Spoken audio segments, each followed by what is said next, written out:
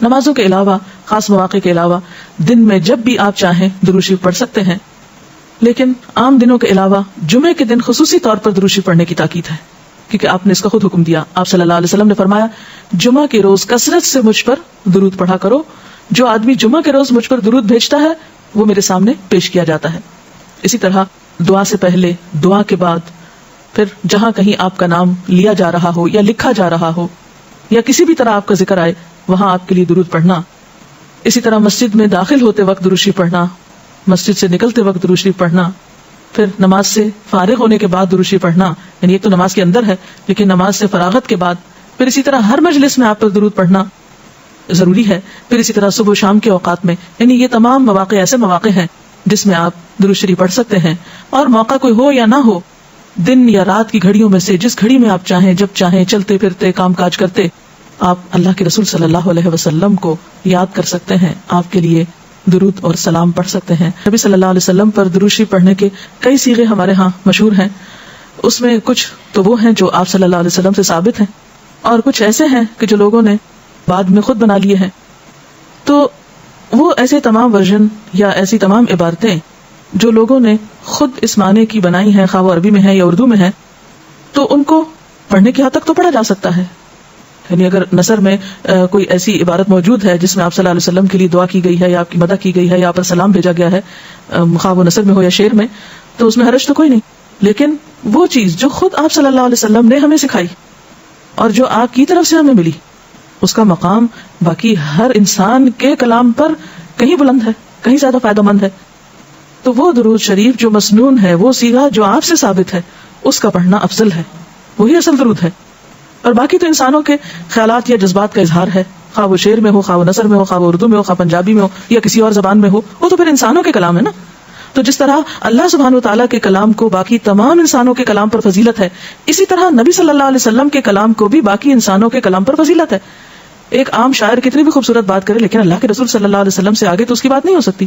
ایک عام انسان کتنے بھی خوبصورت انداز میں آپ صلی اللہ علیہ وسلم کا ذکر خیر کرے لیکن وہ اس کے برابر تو نہیں ہو سکتا جو نبی صلی اللہ علیہ وسلم نے خود ہمیں دیا. تو بہترین صیغہ وہی ہے جو ہم نماز میں پڑھتے ہیں، جسے درود ابراہیمی کہا جاتا ہے، اور اس کا پڑھنا باعث اجر و ثواب ہے اور اس میں کوئی شک ہی نہیں. اسی طرح یہ چونکہ تھوڑا طویل ہے تو اس کو مختصر انداز میں بھی آپ پڑھ سکتے ہیں. مثلا صرف اگر آپ صلی اللہ علیہ وسلم کہہ رہے ہیں تو یہ بھی درست ہے، یہ بھی درود شریف مکمل ہے ایک طرح سے اگرچہ مختصر ہے. اسی طرح اللہم صلی وسلم علی نبینا محمد، یہ بھی آپ پڑھ سکتے ہیں. صلی اللہ علی النبی الکریم کہہ سکتے ہیں. تو مختصر ہو یا درود ابراہیمی کچھ طویل شکل میں ہو، اصل چیز تو ذکر میں مشغول ہونا ہے. تعداد میٹر نہیں کرتی جتنا وہ احساس اور جذبہ اور عقیدت جو کہ درود شریف پڑھتے ہوئے آپ صلی اللہ علیہ وسلم کے لیے ہماری ہو سکتی ہے. تو ہمارے لیے دن میں بے شمار مواقع ایسے ہوتے ہیں کہ جس میں ہم درود شریف پڑھ سکتے ہیں. سب سے پہلا موقع تو خود نماز کا موقع ہے. اس وقت تک نماز مکمل نہیں ہوتی جب تک ہم اس میں درود شریف نہیں پڑھتے. پھر اسی طرح عام نمازوں کے علاوہ نماز جنازہ میں بھی درود شریف پڑھا جاتا ہے. پھر اذان کے بعد درود شریف پڑھا جاتا ہے. آپ صلی اللہ علیہ وسلم نے فرمایا جب مؤذن کی آواز سنو یعنی اذان سنو تو وہی کہو جو مؤذن کہتا ہے، یعنی اذان کا جواب دو، پھر مجھ پر درود پڑھو.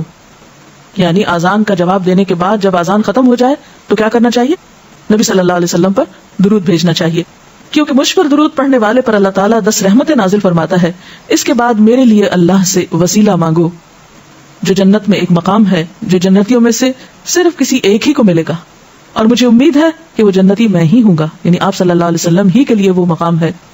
اور آپ نے یہ بھی فرمایا کہ من سأل اللہ الوسیلہ، جس نے اللہ سے میرے لیے وسیلہ کی دعا کی، یعنی درود شریف کے علاوہ آت محمد الوسیلۃ دعا ہم پڑھتے ہیں، یہ دعا بھی پڑھی جانی چاہیے. تو جس نے یہ دعا پڑھی اس کے لیے میری شفاعت واجب ہو جائے گی، یعنی قیامت کے دن پھر میں اس کے لیے شفاعت کروں گا. پھر یہ کہ درود شریف نہ صرف یہ کہ دنیا میں انسان کے لیے فائدے کا باعث ہے بلکہ آخرت میں انسان کے لیے شفاعت کا ذریعہ بھی ہے. درود شریف پڑھنے والوں کو نبی صلی اللہ علیہ وسلم کی شفاعت نصیب ہوگی. آپ نے فرمایا جس نے 10 مرتبہ صبح و شام مجھ پر درود بھیجا اسے قیامت کے دن میری شفاعت حاصل ہوگی. اب یہ کہ اگر زیادہ وقت نہ بھی ملے تو 10 دفعہ درود شریف پڑھنا آخر کیا مشکل ہے، کتنی دیر لگ جائے گی، لیکن اس کا اجر و ثواب اور اس کا فائدہ کس قدر ہے. پھر اسی طرح درود شریف دعاؤں کی قبولیت کا ذریعہ بھی بنتا ہے. یعنی اگر دعا کرنے سے پہلے درود شریف پڑھا جائے اللہ تعالیٰ کی حمد و ثنا کے بعد تو اس سے دعا کی قبولیت میں اضافہ ہوتا ہے. نبی صلی اللہ علیہ وسلم کے ساتھ حضرت عبداللہ بن مسعود اور حضرت ابوبکر اور حضرت عمر تشریف فرما تھے.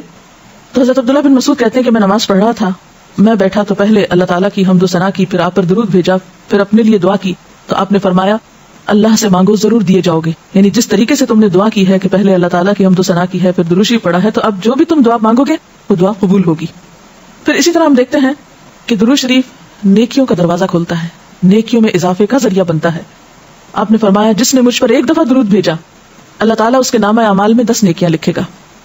پھر اسی طرح فرشتوں کی دعائیں آتی ہیں اس شخص کے لیے جو درود شریف پڑھتا ہے. رسول اللہ صلی اللہ علیہ وسلم نے فرمایا جب تک کوئی مسلمان مجھ پر درود بھیجتا رہتا ہے اس وقت تک فرشتے اس کے لیے دعائیں رحمت کرتے رہتے ہیں. یعنی آپ درود شریف پڑھیں تو فرشتے آپ کے لیے دعا کرنے میں لگ جاتے ہیں. اب جو چاہے کم پڑھے اور جو چاہے زیادہ پڑھے، یعنی کتنی دعائیں چاہیے اس کو. دیکھیں ہم عام طور پر کتنا کہتے ہیں دوسروں سے کہ پلیز ہمارے لیے دعا کیجیے، ہمیں دعا میں یاد رکھیے، دوسروں کی ایک طرح سے منت سماجت کر رہے ہوتے ہیں. لیکن کتنا آسان طریقہ ہے فرشتوں کی دعائیں لینے کا کہ انسان درود شریف پڑھنا شروع کر دے. اور وہ شخص جو درود نہ پڑھے وہ صرف اپنے آپ ہی کو نقصان دیتا ہے. اس لیے کہ درود شریف نہ پڑھنا انسان کے بخیل ہونے کی علامت ہے. آپ صلی اللہ علیہ وسلم نے فرمایا جس کے سامنے میرا نام لیا جائے اور پھر وہ مجھ پر درود نہ پڑھے تو وہ بخیل ہے. اس سے یہ بات بھی پتہ چلتی ہے کہ اگر ہم خود درود شریف نہیں بھی پڑھ رہے لیکن اگر کوئی اور آپ کا ذکر خیر کر رہا ہے یا کوئی اور درود شریف پڑھ رہا ہے اور اگر وہ بلند آواز میں پڑھ رہا ہے تو ہمیں بھی آپ کا نام سنتے ہی دل میں درود شریف پڑھنا ہوگا. یہ بھی آپ کے ادب میں سے ایک ہے. اور قیامت کے دن اس شخص کے لیے جو درود نہ پڑھے، درود کا نہ پڑھنا حسرتوں کا باعث ہوگا. حضرت ابو ہریرہ رضی اللہ تعالیٰ عنہ کہتے ہیں کہ رسول اللہ صلی اللہ علیہ وسلم نے فرمایا جس مجلس میں لوگ اللہ کا ذکر نہ کریں، یعنی اکٹھے ہوئے ہیں دنیا بھر کی باتیں کی لیکن اللہ سبحانہ وتعالیٰ کی کوئی بات نہیں کی، اور نبی صلی اللہ علیہ وسلم پر درود نہ بھیجیں، یعنی نہ تو اللہ کا ذکر کیا اور نہ ہی آپ پر درود بھیجا، وہ مجلس قیامت کے دن انسان کے لیے حسرت کا باعث ہوگی. انسان اس پر پچھتائے گا، خواہ وہ اپنے نیک اعمال کے بدلے میں جنت میں چلا ہی جائے. یعنی ایک شخص جنت میں بھی پہنچ گیا لیکن اس کو ایسی مجلسوں پر حسرت ضرور ہوگی جس میں اس نے اللہ کا ذکر اور رسول اللہ صلی اللہ علیہ وسلم پر درود نہ بھیجا ہوگا. اور اگر دیکھا جائے تو انسان کے اعمال میں ایسی کوتاہی اور غفلت بسا اوقات جنت سے محرومی کا سبب بھی بن جاتی ہے. آپ صلی اللہ علیہ وسلم نے فرمایا جو مجھ پر درود پڑھنا بھول گیا اس نے جنت کا راستہ کھو دیا. یعنی جس نے اتنی غفلت برتی کہ کبھی آپ کا ذکر ہی نہیں کیا اور کبھی آپ کے لیے دعا ہی نہیں کی اور کبھی آپ کے لیے درود ہی نہیں پڑھا، تو اس نے اپنے لیے کیا کمایا. ان اللہ وملائکتہ یصلون علی النبی یا ایھا الذین آمنوا صلوا علیہ وسلموا تسلیما، کہ اللہ اور اس کے فرشتے نبی صلی اللہ علیہ وسلم پر درود بھیجتے ہیں. اے لوگو جو ایمان لائے ہو تم بھی ان پر درود و سلام بھیجو. تو رسول اللہ صلی اللہ علیہ وسلم کے ذکر کا، آپ کی یاد کا بہترین طریقہ آپ پر درود بھیجنا ہے، آپ کے لیے دعائے رحمت کرنا ہے. وہ عظیم ہستی جس پر اللہ رب العزت کی رحمت برستی ہے، جس کا ذکر اللہ سبحانہ و تعالی فرشتوں میں کرتے ہیں، جن پر فرشتے دعائے رحمت بھیجتے ہیں، آخر ان کا ذکر اور ان پر درود و سلام میں اور آپ کیوں نہ بھیجیں گے. آپ صلی اللہ علیہ وسلم پر درود بھیجنا خود ہمارے اپنے لیے باعث سعادت ہے، باعث رحمت ہے. آپ صلی اللہ علیہ وسلم اس کے محتاج نہیں. مشرق ہو یا مغرب، شمال ہو یا جنوب، دنیا کے گوشے گوشے میں آپ کا ذکر خیر ہو رہا ہے، دن رات، آذانوں میں، نمازوں میں، جہاں جہاں آپ کا نام لیا جائے.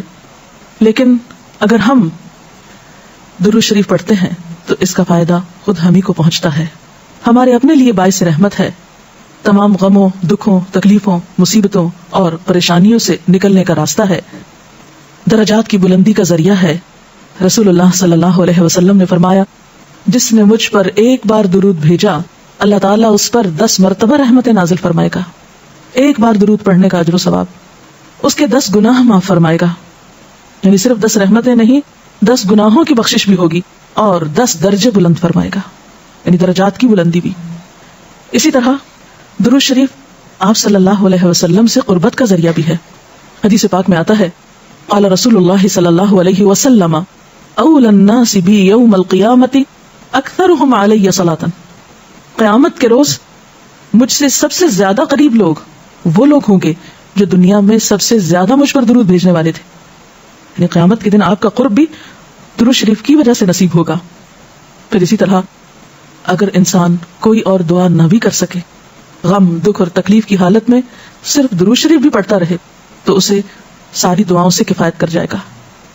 ایک حدیث میں آتا ہے حضرت ابی بن کعب رضی اللہ تعالیٰ عنہ کہتے ہیں کہ میں نے آپ صلی اللہ علیہ وسلم سے عرض کیا اے اللہ کے رسول صلی اللہ علیہ وسلم میں آپ پر کثرت سے درود بھیجتا ہوں, یعنی بہت زیادہ آپ پر درود بھیجتا ہوں, اپنی دعا میں سے کتنا وقت میں درود کے لیے وقف کروں, یعنی جتنی میں دعائیں مانگتا ہوں ان میں سے کتنے وقت کے لیے درود پڑھا کروں, یعنی آپ پر دعائیں رحمت بھیجوں یا آپ کے لیے دعائیں رحمت کروں. درود کا مطلب یہی ہوتا ہے.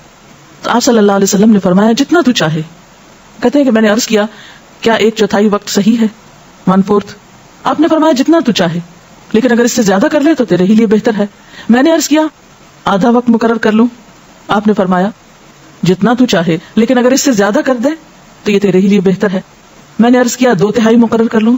آپ نے فرمایا جتنا تو چاہے, لیکن اگر زیادہ کرے تو تیرے ہی لیے بہتر ہے, نہیں تجھی کو اس کا فائدہ ہوگا. میں نے عرض کیا میں اپنی ساری دعا کا وقت درود کے لیے وقف کرتا ہوں, یعنی جتنی دیر میں اور دعائیں مانگتا ہوں وہ سارا وقت صرف آپ کے اوپر درود بھیجنے کے لیے وقف کر دیتا ہوں. اس پر آپ صلی اللہ علیہ وسلم نے فرمایا پھر تو یہ تیرے سارے دکھوں اور غموں کے لیے کافی ہوگا اور تیرے گناہوں کی بخشش کا باعث ہوگا. گویا اگر کوئی شخص دعا نہ بھی مانگ سکے, اسے بعض اوقات انسان کی ڈپریشن, غم, دکھ, تکلیف اور پریشانی کی وجہ سے ایسی حالت ہو جاتی ہے کہ انسان اپنے آپ کو بھی بھول جاتا ہے, اسے کوئی راستہ نظر نہیں آتا, اسے سمجھ ہی نہیں آتا کہ وہ مانگے بھی تو کیا مانگے. بعض مسائل زندگی میں ایسے ہوتے ہیں, بعض پریشانیاں اس طرح انسان پہ آ پڑتی ہیں کہ انسان ہوش و حواس کھونے لگتا ہے. ایسے میں اسے کہاں یاد رہے گا کہ وہ کیا مانگے اور کیا نہ مانگے. تو ایسی صورت میں درود شریف اس کے لیے سارے غموں, دکھوں اور تکلیفوں سے نجات کا ذریعہ بن جائے گا. پھر آپ دیکھیے کہ آپ صلی اللہ علیہ وسلم پر درود بھیجنے والے کے لیے اللہ تعالیٰ کی طرف سے سلامتی کا وعدہ ہے. حضرت عبد الرحمن بن عوف رضی اللہ تعالیٰ عنہ فرماتے ہیں کہ رسول اللہ صلی اللہ علیہ وسلم ایک روز گھر سے نکلے اور کھجوروں کے ایک باغ میں داخل ہوئے. صحابہ کرام ساتھ تھے اور وہاں آپ نے بہت طویل سجدہ کیا, دیر تک سجدے میں پڑے رہے, حتیٰ کہ مجھے اندیشہ ہوا کہ کہیں اللہ تعالیٰ نے آپ کی روح تو نہیں قبض کر لی, یعنی اتنی دیر ہو گئی ہے سجدے میں, اتنا لمبا سجدہ ہے اور آپ اٹھ ہی نہیں رہے, خیریت تو ہے؟ یعنی ان کو فکر لاحق ہوئی. تو حضرت عبد الرحمن بن عوف کہتے ہیں کہ میں رسول اللہ صلی اللہ علیہ وسلم کی طرف دیکھ ہی رہا تھا کہ آپ نے سر اٹھایا, یعنی جب میری فکر سے یہ حالت تھی تو آپ نے سر اٹھا دیا اور فرمایا کیا بات ہے, کیوں پریشان ہو؟ میں نے اپنی فکر کا ذکر کیا, بات بتائی تو آپ نے فرمایا کہ جبریل علیہ السلام نے مجھ سے کہا ہے کہ اے محمد صلی اللہ علیہ وسلم کیا میں آپ کو ایک بشارت دوں, ایک خوشخبری نہ دوں؟ اللہ کریم فرماتا ہے جو شخص آپ پر درود بھیجے گا میں بھی اس پر رحمت نازل کروں گا, اور جو آپ پر سلام بھیجے گا میں بھی اس پر سلام بھیجوں گا. گویا جو شخص رسول اللہ صلی اللہ علیہ وسلم پر سلام بھیجتا ہے جواب میں اس کے لیے اللہ کا سلام آتا ہے. اس سے بڑھ کر انسان کے لیے سعادت اور خوش قسمتی کی اور کیا بات ہو سکتی ہے. اللہ تعالی ہمیں ان لوگوں میں شامل کرے جو کثرت سے آپ پر درود بھیجتے ہیں.